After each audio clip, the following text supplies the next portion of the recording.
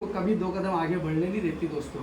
नजरिया और छोटी सोच को अगर आप बदलेंगे, सोच बदलेंगे, कहते हैं कि नजर बदलेंगे तो नज़ारे बदलेंगे, सोच बदलेंगे आपके सितारे बदलेंगे, नदी का पाट बदलेंगे तो आपके किनारे बदलेंगे। तो आप कामयाबी की तरफ जरूर जाएंगे। आपका नजरिया पॉजिटिव हो जाना चाहिए। इसलिए मैं कह रहा हूँ कि ये नेगेटिविटी, ये नाना से दूर जाना है और आलस्य को दूर भगाना है। अपनी आदतें बदलनी है। टाइम से सुबह नहीं उठते, मम्मी कह रही बेटा आजा जल्दी उठ जाए, मेरी आज कमर में दर्द है, चाय तो बना दे। अरे मम्मी अभी सुबह सुबह बढ़िया नींद आ रही है, सोने देना।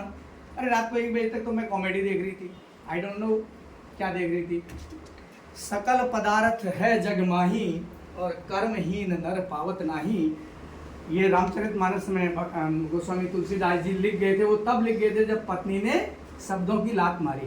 बोले चमड़े के पीछे भाग रहा हरामखोर, थोड़ा आध्यात्म की तरफ लग, तो उसने दुनिया का पूजक बना दिया। रामचरितमानस लिख दिया, दुनिया का यथार्थ सामने ले आया पत्नी की ताड़ खा करके। कालिदास ने नासिकोत्तोपाख्यान जैसा ग्रंथ लिखा, सबसे बड़े कवि बने, लेकिन विद्योत्मा ने बोला अरे मूर्ख जा यहाँ से निकल, पत्नी ने लात मारी।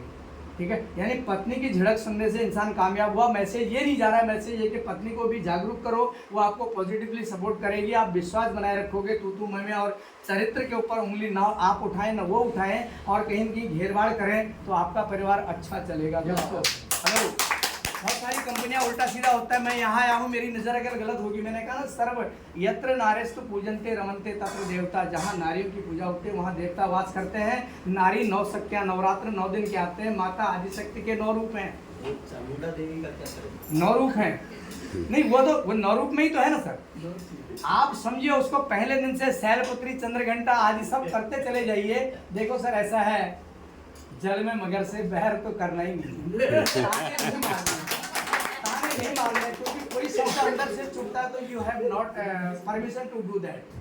ऐसा नहीं करना है। उसी पत्नी से परिवार हुआ है, कुछ दिन आलिंगन भी किया है, कुछ दिन हम बिस्तर भी हुए हैं, कुछ दिन परिवार भी हुआ है, लेकिन कभी कभी अच्छा बुरा होता है। जब पूरी जिंदगी उसने समर्पण करके अपने साथ आपको दे रखी है, तो कहीं ना कहीं आपको नाक ऊंची करके मैं आदमी में मर दूंगा, ये नहीं सोचना चाहिए। अगर एक बात बताऊं तो एक कॉमेडी आते बोला, देखा मैं इतने बंदों को लेके शहर है, मैं तेरे घर ढोल पीट बजा के तेरे को लोगों के बीच में लेके गया, तेरी क्या औकात है? औकात तो मेरी है।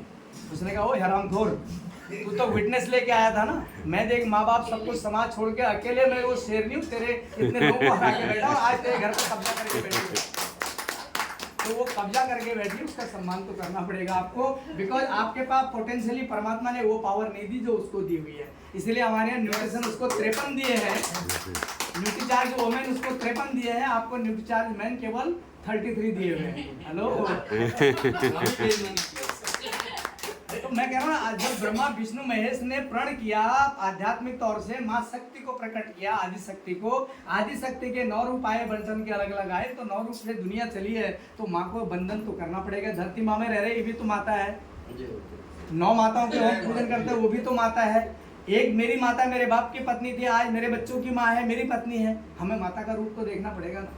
कहते हैं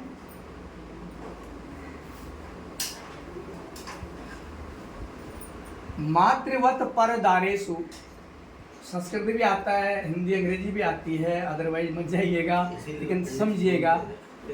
मातृवत परदारेषु, मातृवत माने माता के समान, पर माने दूसरे की, दारा माने पत्नी। हेलो, दारा माने पत्नी, दूसरे की पत्नी को।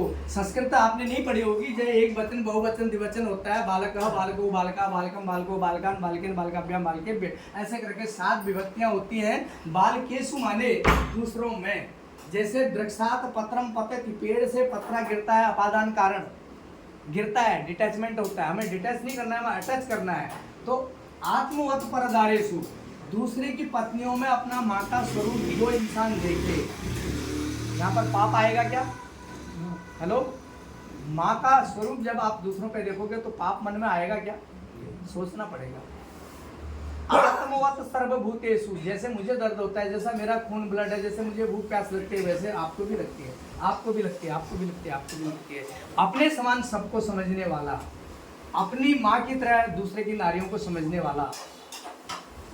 लोष्टवत पर द्रव्यम, दूसरे के धन दौलत को लालच न करे, उसको देख के आलस और लालच और जलन न पैदा हो।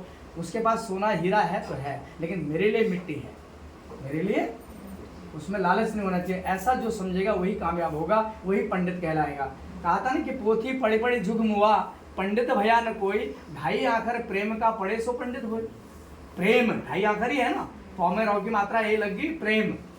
कबीर ने कहा था जो ढाई आखर प्रेम का समझ ले, परमात्मा से लगन लगा ले, वही पंडित है, बाकी तो कोई पंडित नहीं है ना। हिंदू मुआ राम